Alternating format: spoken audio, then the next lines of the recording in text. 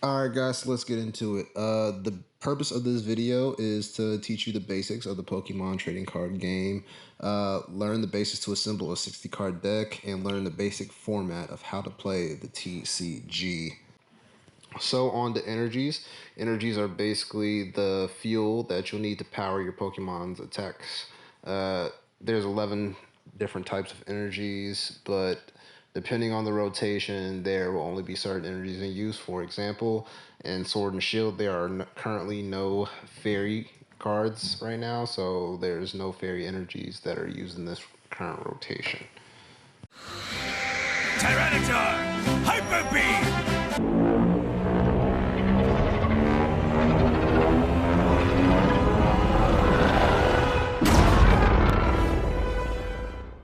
So, because the energies are the powerhouses or the fuel behind your Pokemon's attacks, you must use an equal amount of energies to power your Pokemon's moves. So, for example, if attack costs 2 fire energies, then you will need to have 2 fire energies in order to use that attack.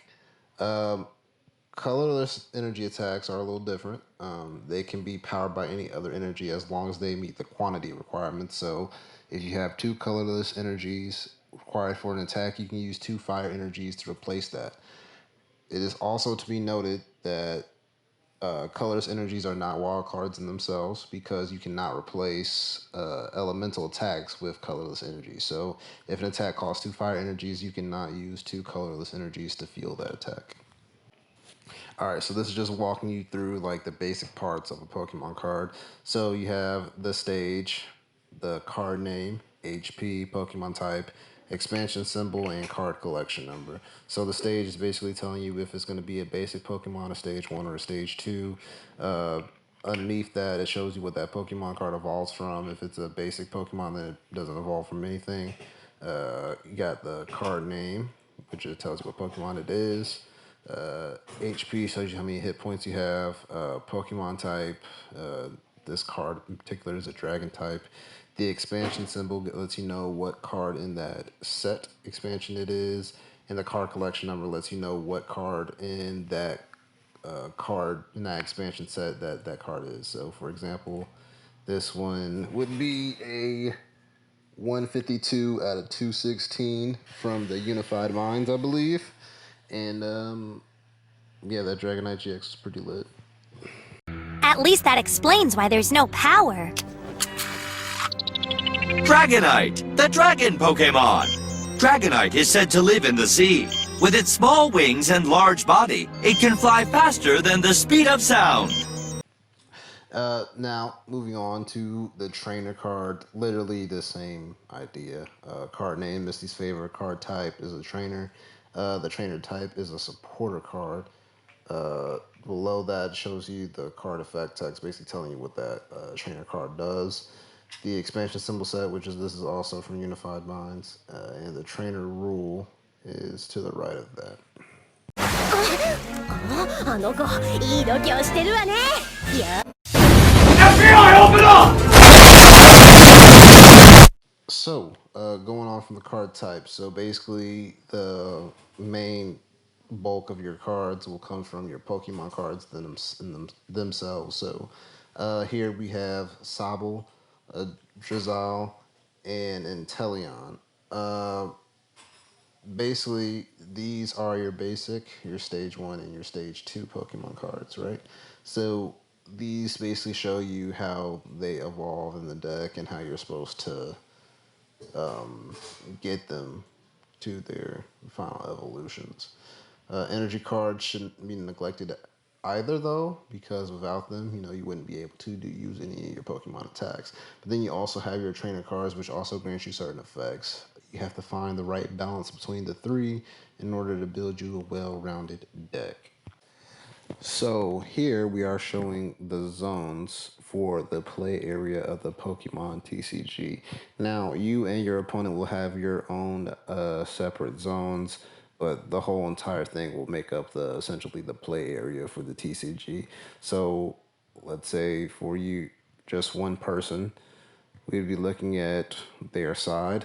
To your left would be where you will lay out your 6 prize cards. The top center of the area of the zone will be your active Pokemon. To the right, the direct right of that would be where you place your deck. Below that is the discard pile, and underneath, well, to the left of the discard pile would be the bench, and that's where you would place your five other active, well, your five other bench Pokemon, I should say. Pretty simplistic. Once you get practice on this, it makes a lot of sense. Not very hard to get the hang of. All right, so how do you win the game? All right, so the game is won when any of the three following conditions are met. You take all of your prize cards, knock out all your opponent's Pokemon, including the bench Pokemon, or if your opponent has no cards left in their deck at the beginning of the game. Pretty straightforward, pretty simple. まだ終わりじゃない。ルカルカ、カウンターにはカウンターだ。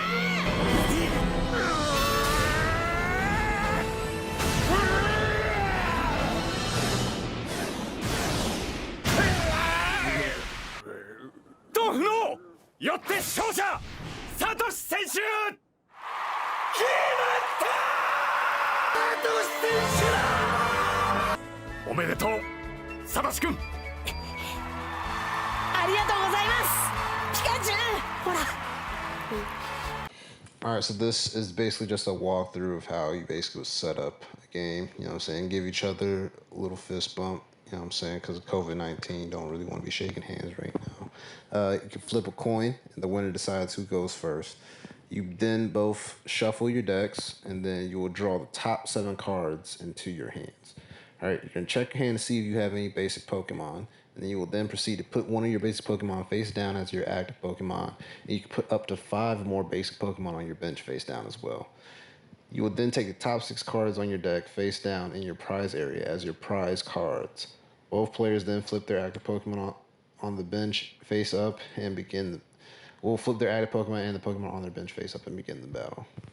Alright, it's also noted that if you do not have any basic Pokemon in your hand, when you draw your first 7 cards, you will then put them back into your deck, reshuffle, and draw 7 more cards until you have at least 1 basic Pokemon. Yeah, fist bump. Fist bump is not in my fighting database. No, this isn't a fighting thing. It's what people do sometimes when they're excited or pumped up.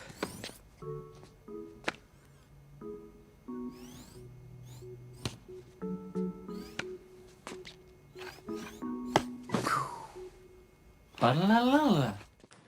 Okay, each turn has 3 main phases. You're drawing a card from your deck. You do any of the following actions: putting a basic Pokemon from your hand onto your bench, as many as you want. Evolve your Pokemon, as many as you want. Attach an energy card from your hand onto your Pokemon once per turn, just once.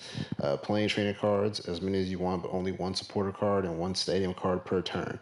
Note that recent changes in Sword and Shield have made it that players who go first cannot play a supporter card on their first turn. That's a big thing to remember while you're playing this TCG, so just gotta keep your mind on that. Retreat your active Pokemon. You can do that only once per turn and use an ability as many as you want. And the third and final rule is to attack, and after attacking, that pretty much ends your turn, right? Here's something to think about though. Weakness and resistance, all right? So basically some Pokemon have a weakness to certain types of Pokemon and others have resistance towards certain types of Pokemon. So depending on the weakness or resistance, some attacks will do more damage, some attacks will do less damage.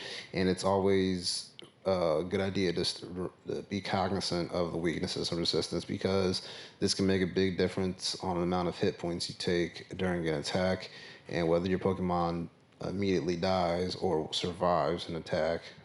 So just make sure to always check up on that and make sure you're applying the right amount of HP damage to your Pokemon. Both of Ash's Pokemon are water types, and they're totally weak against fire type.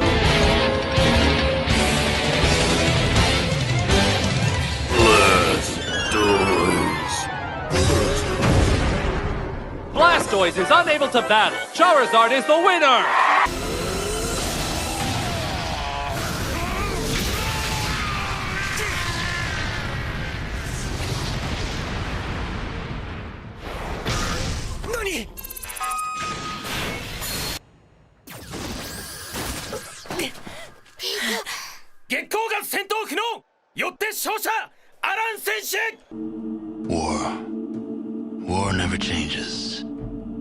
end of the world occurred pretty much as we had predicted. Pokemon Checkup. Pokemon Checkup is a special step that happens between turns. Before the game continues to the next player, you must take care of special conditions in this order: poisoned, burned, asleep, and then paralyzed. Alright, so you'll also need to apply the effects of any ability or trainer cards or anything else a card states must happen during Pokemon Checkup, right? So after both players have gone through checks, any Pokemon with no HP remaining is knocked out. Player puts a new Pokemon in the active spot, and the opponent takes a prize card. So basically, it's essentially you making sure that if you have any status conditions on your Pokemon, that you're taking the proper time at the end of your turn to account for that.